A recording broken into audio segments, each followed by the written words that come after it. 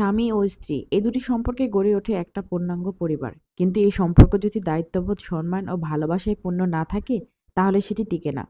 স্বামী-স্ত্রীর পরামর্শে সংসার গড়ে তুলতে নিয়মিত খোলামেলা কথা বলা উচিত। সংসার শুধু একটি মেয়ের পরামর্শে টিকে না। সংসার জীবন সুখী হয় স্বামী-স্ত্রীর পারস্পরিক দায়িত্ববোধের কারণে। হ্যালো এভরিওয়ান, আসসালামু আলাইকুম। সবাই কেমন আছেন? আশা করি সবাই ভালো আছেন। আলহামদুলিল্লাহ, আমিও ভালো আছি।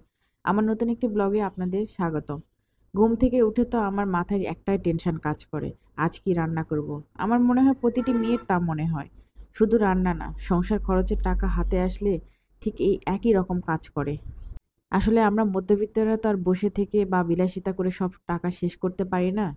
কথায় আছে না, বসে থেকে খেলে রাজার রাজভাণ্ডারও শেষ হয়। তাই তো মাস পড়ার সাথে সাথে শুরু হয় এই মাসে কিভাবে চলবো।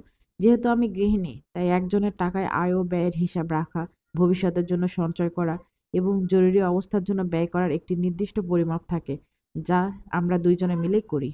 উভয় পক্ষের পরামর্শে যদি আর্থিক সিদ্ধান্তটা নিই, তাহলে সঠিকভাবে সংসারটা পরিচালনা হয়। কিন্তু আমরা যেভাবে বাজেট করি না কেন, আমাদের মাস তো আর সেভাবে চলে না। কথায় আছে না, চাকরিজীবীদের প্রথম 15 দিন চলে রাজার হালে, আর পরের 15 দিন চলে প্রজার হালে। আমাদের অবস্থাও ঠিক তাই। যাই হোক, আলহামদুলিল্লাহ, এভাবে জীবন খুব ভালোভাবে চলে যাচ্ছে। আসলে কি জানেন, মনের শান্তি তো বড় শান্তি। আপনি আপনার অবস্থান থেকে সুখী থাকলেই হবে। কে কি বলল, কে কি ভাববে, এসব ভেবে লাভ নেই। কেউ বড়লোক হলে আপনাকে দিবে না, কেউ ফকির হলে আপনি কাউকে দিবেন না। আপনি কারো দিকে না তাকিয়ে নিজে নিজে সুখে থাকলে এনাফ। আসলে সবার ধারণা তো এক না। আকাশের চাঁদ তো সবাই ধরতে চায়। সবাই কি পায়? কোটি টাকার স্বপ্ন তো সবাই দেখে। কারো কি স্বপ্ন পূর্ণ হয়? আমি মনে করি আশা বড় করেন, কিন্তু নিজের অবস্থান বুঝে। আজ বেশি কিছু রান্না করব না। ডাল আর ছোট মাছের চচ্চড়ি। মাছ মাংস যেটাই বলেন না কেন, ফ্রিজে বেশি দিন রাখলে খেতে ভালো লাগে না। আমি অবশ্য 15 দিন পর পর বাজারটা সেরে ফেলি।